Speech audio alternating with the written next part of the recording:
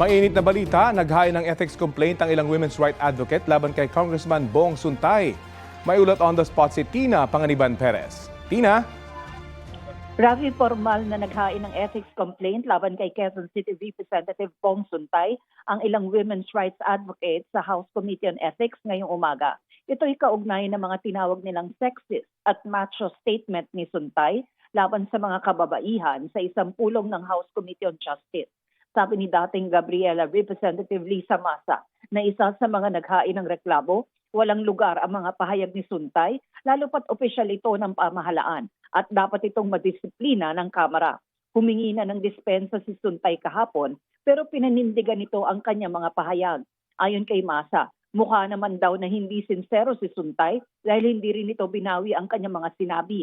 At dinagtag pang dapat ay ituring pa ng aktres na si Ann Curtis na compliment o papuri ang kanyang sinabi.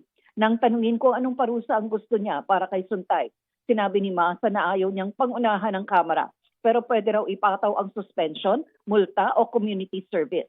Sa community service, sabi ni Masa, pwedeng ipagawa kay Suntay ang mga gawain ng mga kababaihan gaya ng mga gawaing bahay, pagpapakain ng mga anak, pag-aalaga ng asawa para raw maranasan ni Suntay kung gaano kahirap ang mga ito.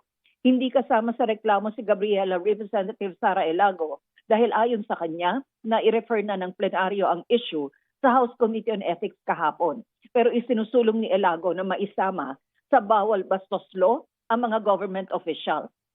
Sa kasalukuyang batas niya, pwedeng patawan ng parusa ang mga empleyado ng gobyerno pero paano niya kung ang mga makapangyarihan ang nagkakasala? Rafi? Maraming salamat, Tina Panganiban Perez.